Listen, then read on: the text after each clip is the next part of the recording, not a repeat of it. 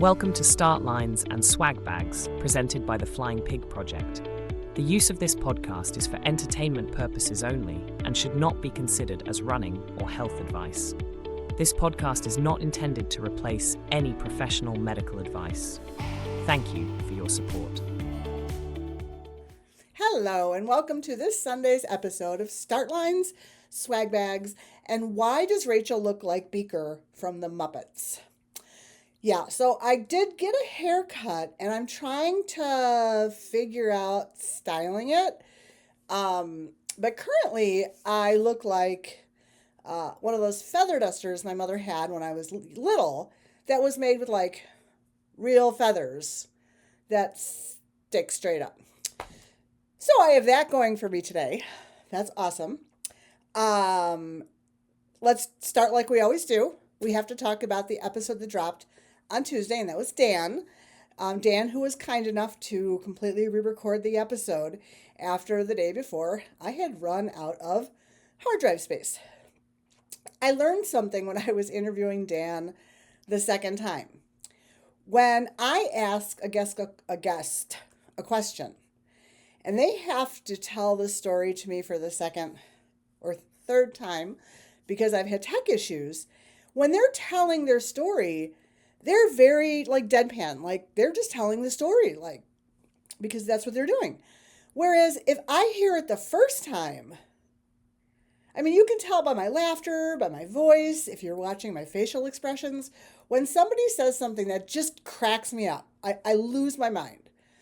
But when they're telling it to me for the second time or third, and I know what's coming, my reactions are kind of obviously a little muted.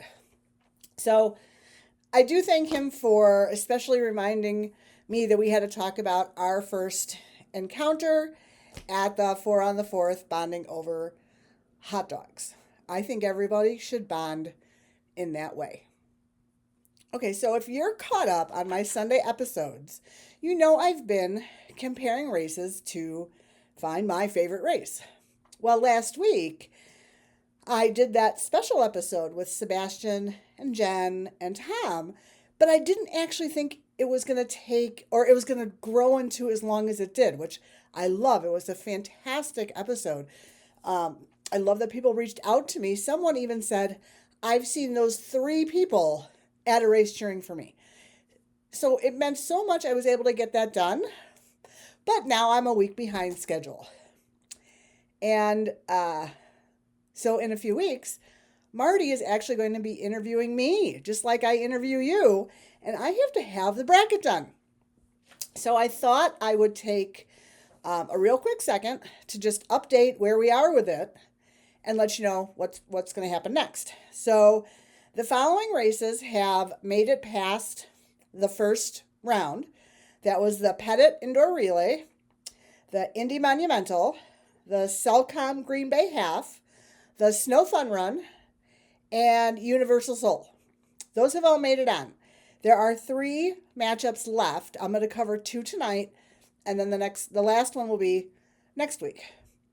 So tonight, oh boy, there's the Headbanger 5K, and that's going up against a race called the Des Plaines Dash. Interestingly, that's going to be the harder choice. So I'm going to start with what I think is going to be the easier one, and that is it's Run to Read versus Run for the Roses. Okay, fun fact. I'm about to do the comparison of the Run to Read and the Run for the Roses. But fun fact, I am re-recording my earlier one that was supposed to be inserted into this video at this time, because I realized the video I made for the Headbanger and the Dash, which is coming after this, is so much better. So I had to redo this. So let's talk about Run to Read and why I do love it. So Run to Read is associated with District 54, which is the elementary district in my area. I learned about it in 2017 because I was an employee of the district, and I did it in 2017, 2018, 2019, and 2020. But every year kind of means something different to me. First of all, it means a lot because it was me supporting my local school district. And as I've said, I'm a special education teacher. So I support teachers, I support districts in any way that I can. And at that time, I was actually working as a substitute in the district. In 2017, if I'm not mistaken, I had just come under the 40-minute mark for a 5K. All right. And I think I actually may have done it in 2017, like a week after the Wicked Half. I don't know. No, that's not right. That would be the wrong month. But I did it like a week after a different half marathon. So, okay, because I have a cute picture of myself. I'll throw it in the notes. In 2018, I did it again. I don't actually remember anything special about 2018. I'll be honest. 2019, though, that was a big year because Josh was in 7th grade and he was on cross country. Now, if you have ever met my son is now, he's 18. He's graduated from high school, and he wouldn't run down the hallway if Portillo's was on the end. That is, yeah. No. But he was doing cross country that year. So I don't know how, probably through bribery, he agreed to run it with me that year. 2019 was also the year I was actually student teaching. This is my 3rd career. I had gone back and I was student teaching at a school in 54. And a lot of that staff was volunteering on the streets. So that was special. That was an awkward long pause that I just had to cut out. And in 2019, there's this fantastic picture of he and I crossing the finish. But like, we kind of, did our own thing. But when we hit that last little stretch that leads up to the finish line, my kid decided to like become a runner in that moment and beat his mom.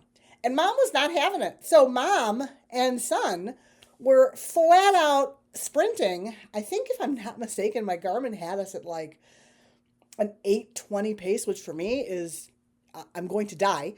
And we just like buzzed through that finish line. And there's a picture that I'll toss on there that you can decide who won. I think I did because I elbowed him in the side. And I think he thinks he won because he's got like a leg ahead of me. But,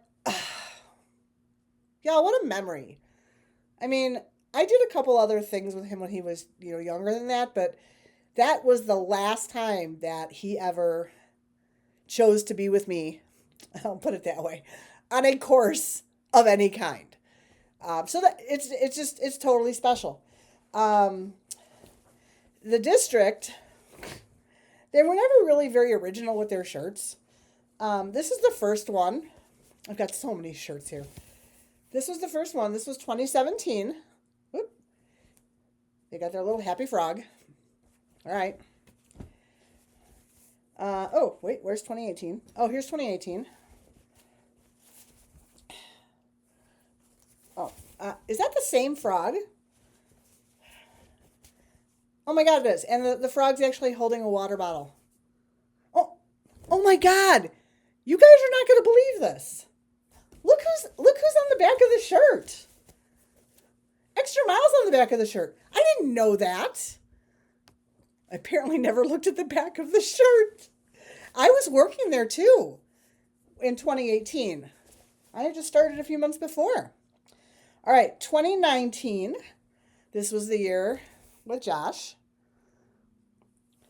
And then 2020, they did a COVID. You could go get the shirts and the bibs and all that. All right, that's the medal. I have many of these because they didn't really change. It's the same exact logo as the shirt. And they didn't really change it. They just changed the year. So not only do I have mine, but of course I have Josh's because he doesn't want his. He doesn't take after me in that way. So that's Run to Read. I mean, that's, when I'm trying to pick which race is most important to me, when it comes to Josh, That race is so special to me as a mom. All right, if you're seeing lightsabers behind my head, it's because I've had to do another cut. I just can't seem to form words today. Um, I have to talk about Run for the Roses. And I can't wrap my head around the best way to explain why that race is so important to me that it would get up on the board. You know, a lot of the other ones I talk about, I have such exuberance or such excitement about. Just wait till you listen about the Headbanger. But Run for the Roses, I think, is more a sentimental race for me. So, Run for the Roses, in case you don't know, I call it like my local race because it's in Roselle, right by me. And the same course is used for two races, Run for the Roses and Patrick Devitt's Turkey Trot. I have done both. I have done both many times. I have done the course on my own. I was a course that I used in 2020 to measure how I had increased my 5K time. I actually ran it with my friend Diane, and I had taken 13 minutes from 2019 to 2020 off my time for a 5K. I mean, that's huge. So the course itself has a lot of memories for me. It's a fast track team race, and it's one that is well attended. It's also a CARA certified race, so it's one that is well attended. And it's one of those races where fast trackers that you don't see a lot of times because they are farther away in distance. We all gather because, again, team race, CARA certified race, we're there to race. So that it's special to me in that way. Josh and I are actually now, I'm not racing either one anymore because Josh and I are the official race photographers for both races.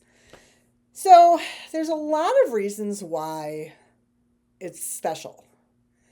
I'll take it one step further. One thing I did not know about it, I know you're like, how did you not know? When I was going through all my medals, I found one that on the front it had this it was this little 5K medal. And I was like, I have no idea what that medal is. And I flipped it around. And it was my age group win in 2021 on that course at the Run for the Roses.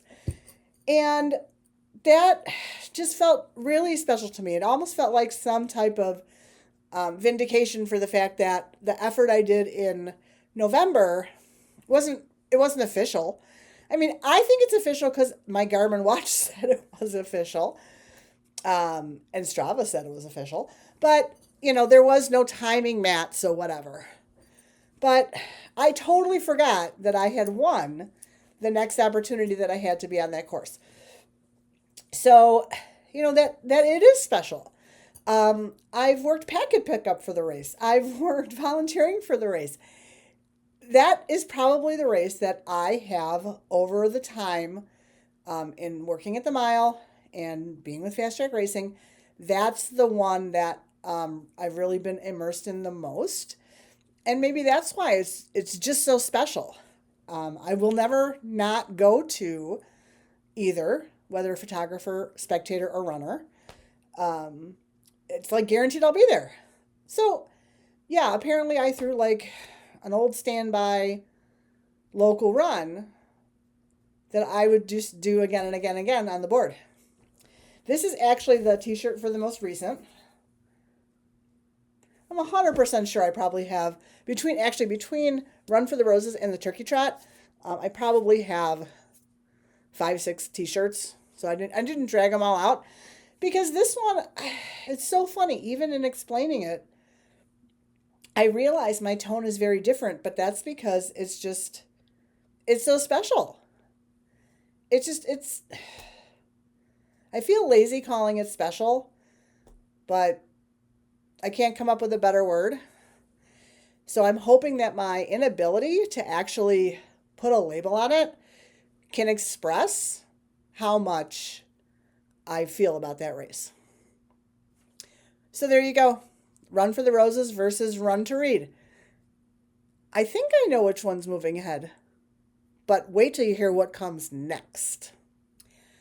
Okay, so if you listen to the beginning, you heard me mention the race called the Headbanger half, and then I said the Headbanger 5K, and the Des Plaines Dash. And when those two came up next, or, to go up against each other, I was stopped in my tracks. Like, this is the matchup that is going to haunt me forever. Here's why. We're going to start with the Headbanger, which, if you know me, should come as no surprise. Actually, the hair, I got the perfect hair today to do the Headbanger show. I still don't know what's happening up here. So, the Headbanger is a Headbanger half marathon / 5K. It is, I don't remember where it was in Wisconsin. It's done by Circle Sports. Silver Sports? Ugh, I got to double check the name. And they're basically like the all community of Wisconsin. They do a ton of races. I have done many, many of their road and trail races. They are a great company to work with. I've never had an issue with them. So when a race came out that was called the Headbanger, I was like, oh, absolutely. I mean, there's no question. I just wanted to go for the shirt. Like, I'm going to start by showing you the shirt. Okay, we're going to go into this early. Look at the front. It's throwing the horns. It's a beautiful thing. And on the back, this one was, I want to rock and roll all night and run every day. I'd do it for the shirt. But okay, let's not get ahead of ourselves. I was actually signed up to do the half. Now, I don't remember, because 2023 was a big fat blur. But I know I had to step down to the 5K because, injury, stupid training, whatever. So, the day of the race, God, was it in Milwaukee? I'm going to have to check. I should know this. So, I actually drove up on a Sunday morning. Wow. Nice job, Rachel. All right, I drove up on, we're going to say a Sunday morning, to do the race. And then I actually had to drive all the way back because I was opening the mile that day. And so I did drive up there. The atmosphere was amazing. I got a nice picture with whoever was dressed as Gene Simmons. The music was blaring. They always have great, great, great snacks. And I went and I did the 5K. Now, I knew, hold on, I got to grab everything that fell on the ground. Now, I knew from the advertisement that they gave finisher medals. Hold on, I got to get the right one. Finisher medals. Oh, that are cassettes. They're cassette tapes. It's so awesome. And they have these Headbanger half. I mean, they're just really done so well. I remember the company put out something like, does anybody have any cassette tapes that they don't want anymore because we're going to repurpose them? I die every day wanting to peel this sticker off to see what cassette this is. But then I would have to admit that I still have something to play it on. I'm not going to admit that because they're actually like legit is a tape in here. All right. So there you go. I got my finisher medal and I got the shirt. Oh no, my friends. I took first place in my age group. Second place in my age group. God. I clearly don't read this stuff. Second place in my age group. So I got another cassette. I want to know what this one is too. But here's the thing. And I don't know if they do this at every race because I always thought that it was a myth. They have something called an Average John award. I don't know what they call the guy. I think it's Average John. And it goes to, so they take all the participants that ran the 5K. Doesn't matter your time. They're all, say 500 of you. Actually, let's say 501. Yeah. And whoever was the 250th time Like you are smack dab in the middle. You are the average of all the times of the race. Gets the award called the average Jane.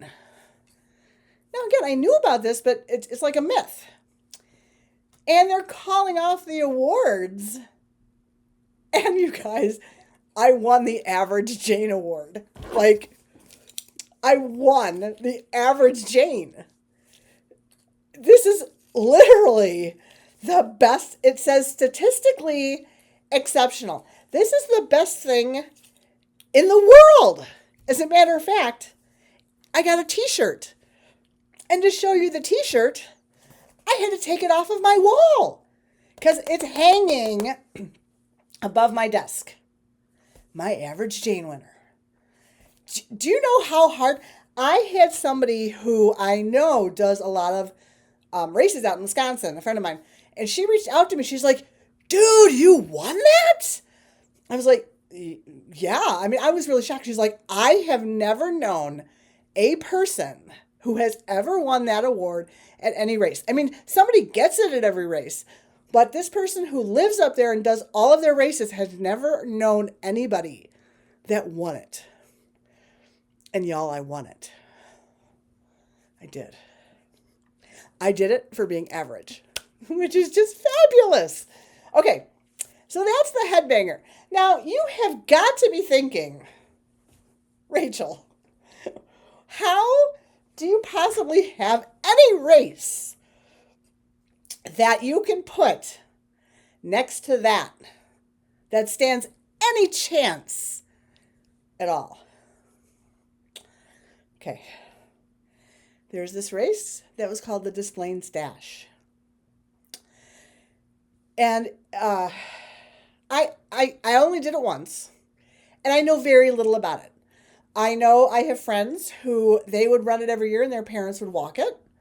I know that the course goes very close to a friend of mine, Mark, who has lived there for all of his life. I've done the course twice. I did it once that day on the race, and I subsequently went back. Here's a memory. When they released the Johnson & Johnson vaccines, I was in the first group to get it, and I had to get it in Des Plaines at the old Kmart. So while I was there, it happened to be a beautiful day, and I ran the course. All right. So again, by the way, here's the swag. It's a nice shirt. Dash of Des Plaines. It's a nice shirt. Now, you're sitting back and you're wondering that I probably have lost my ever-loving mind. How? So, this is what happened at that race. I was still in my walk run. I probably finished like fifth to the back. I mean, everybody there was I think 6 of us there. 5 of us I can name specifically, and then I think there was another fast track member there, but that's not relevant to the story. But when Diane and Maggie finished running, they came back. They ran with me. We have great pictures, and it's great. I know you're still like, and? Okay. You have to understand what certain little things mean to me in the wide world that is my life. Shortly after the race, there was a post, and I will share this with you in the pictures. And it was a picture of myself, Maggie, Diane, Jonathan, and Chris, all in our fast track gear. And it thanked the elite runners for coming out to Des Plaines. You guys, I was called elite. So then, I think it was Chris who took the picture, and on the bottom, first of all, he made it like black and white, and then on the bottom, he put Elite AF. And every year when that comes up in my memories, I do a little happy dance in my head that is so massive. I can't put it into words. Because, y'all, I am elite. I am elite to the core in everything other than running. And to have a picture of me somewhere where it thanked me, the elite runner, for coming to their course. Oh, y'all, how do you beat that? I mean, it's so hard. Okay. I hope you're laughing at this point because I realize how this sounds. But when I talk about finding your favorite, when the anniversary on Facebook comes up about the average Jane, it's hanging in my house. You know, I it warms my heart, but okay. But everybody, when that elite, as I won't say it, elite AF pick comes up in my memories once a year, I cry a little at that memory. I do. Anyway, so that's how that little local small race early on in my career, which literally I can't remember anything else from, is being compared to the Headbanger. And if you think that I know in my head right now which of those two is going ahead, you're out of your mind. I have no idea. But there you go.